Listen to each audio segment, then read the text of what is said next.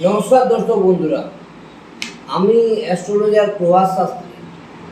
আজকে আপনাদের সামনে যে আলোচ্য বিষয়টি নিয়ে আলোচনা করব সেটি হচ্ছে এই যে বৃহস্পতির রাশি পরিবর্তন।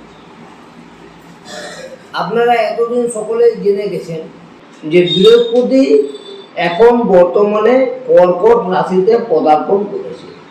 অর্থাৎ বৃহস্পতি এতদিন মিথুন রাশিতে ছিল, সেই বৃহস্পতি বর্তমানে এখন কর্কট রাশিতে পদার্পণ করেছে। ফলে বৃহস্পতির এই যে ট্রানজিট, এই বৃহস্পতির ট্রানজিটের ফলে বিশেষ কয়েকটি রাশি অত্যন্ত শুভ ফল পেতে চলেছে। আজ আমার আলোচ্য বিষয় হচ্ছে কোন কোন সেই উল্লেখিত রাশি।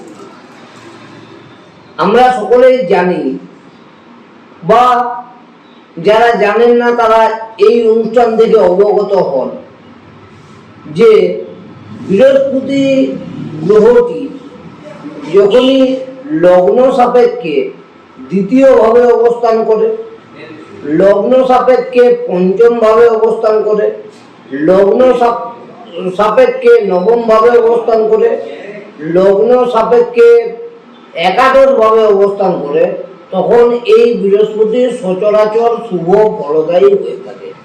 অর্থাৎ কি না, লগ্ন সাপেক্ষে বৃহস্পতি যদি সেকেন্ড হাউসে যায়, লগ্ন সাপেক্ষে বৃহস্পতি যদি পঞ্চম হাউসে যায় বা অবস্থান করে জন্মকুণ্ডলীতে, লগ্ন সাপেক্ষে বৃহস্পতি যদি নবম স্থানে অবস্থান করে, লগ্ন সাপেক্ষে বৃহস্পতি যদি একাদশ স্থানে অবস্থান করে, তাহলে এই বৃহস্পতিকে শুভ বৃহস্পতি বলে আখ্যা দেওয়া হয়।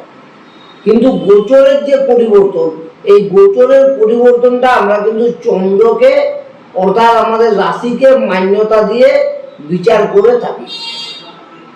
তাই সেই পরিপ্রেক্ষিতে দেখতে গেলে মিথুন রাশির ক্ষেত্রে সেকেন্ড হাউসে বৃহস্পতি এসেছে, অর্থাৎ মিথুন রাশির দ্বিতীয় ভাব হচ্ছে কর্কট রাশি। ফলে মিথুন রাশির ক্ষেত্রে এই বৃহস্পতির যে গোচরগত পরিবর্তন, এটি অত্যন্ত শুভ।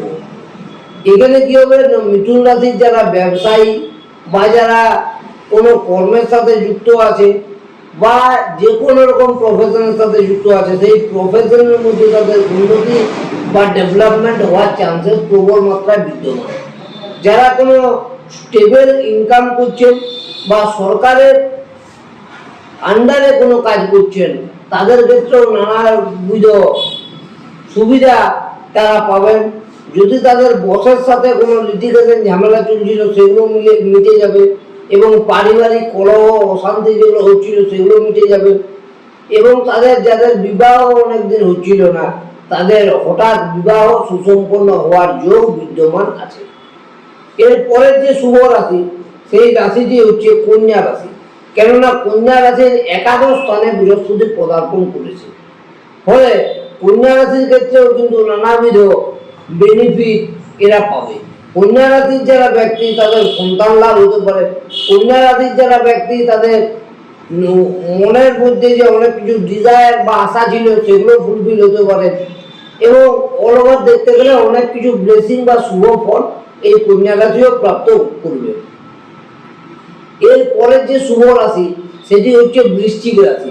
কেননা বৃশ্চিক রাশির ক্ষেত্রে 9th হাউসে জুপিটার যাচ্ছে। ফলে 9th হাউসে যখন বৃহস্পতি পদার্পণ করছে, এই বৃহস্পতি জাতক বা জাতিকাকে ভাগ্যের সহায়তা দেবে। অর্থাৎ তারা এতদিন যে নানাবিধ সমস্যা ফেস করছিল, সেই সমস্যাগুলোর থেকে তাদের মুক্তি ঘটবে, এবং আস্তে আস্তে তাদের দেখবেন ভাগ্যের উন্নতি হতে চলেছে। নানাবিধ যে বন্ধ দরজা সেগুলো খুলতে চলেছে, হেলথ অনেকটা রিকভারি হতে চলেছে, ভালো হতে চলেছে, ওভারঅল অনেক ব্লেসিং তারা পাবে। এরপরের যে সৌভাগ্যশালী রাশি সেটি হচ্ছে কিন্তু মকর রাশি।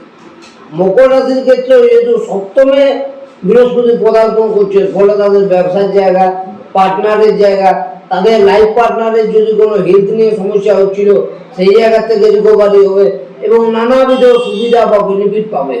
যৌথভাবে কোনো ব্যবসা করছিল তাদের ক্ষেত্রেও অত্যন্ত ভালো বেনিফিট তারা পাবে। এবং এরপরে যে সৌভাগ্যশালী রাশি সেটি হচ্ছে মীন রাশি। মীন রাশির ক্ষেত্রেও কিন্তু যেহেতু বৃহস্পতি পঞ্চমে পদার্পণ করছে, ফলে এরাও কিন্তু বৃহস্পতি অত্যন্ত শুভ বেনিফিট পেতে চলেছে। ফলে এই যে 5টি রাশি আমি বললাম, অর্থাৎ যেটি হচ্ছে 1 নম্বর হচ্ছে মিথুন রাশি, 2 নম্বর হচ্ছে কন্যা রাশি, 3 নম্বর হচ্ছে বৃশ্চিক রাশি, 4 নম্বর হচ্ছে মকর রাশি এবং 5 নম্বর হচ্ছে মীন রাশি। এই রাশিগুলি কিন্তু বৃহস্পতির যে পরিবর্তন হয়েছে তাতে পরের মাস থেকেই দেখবেন এই বৃহস্পতি, অর্থাৎ দেখবেন মোটামুটি যদি দেখেন তো আর জাস্ট 1 থেকে 2 সপ্তাহ পর থেকেই দেখবেন এই রাশিগুলো অনেকটাই বেনিফিট পেতে চলেছে সমস্ত দিক থেকেই। আপনারা যদি আমার এই চ্যানেলটিকে ভালোবেসে থাকেন তাহলে আমার এই চ্যানেলটিকে আপনারা অবশ্যই লাইক এবং সাবস্ক্রাইব করবেন এবং আরও নতুন নতুন ভিডিও পেতে এই চ্যানেলটিকে আপনারা কমেন্ট বক্সে গিয়ে কমেন্টও করতে পারেন। এবং যদি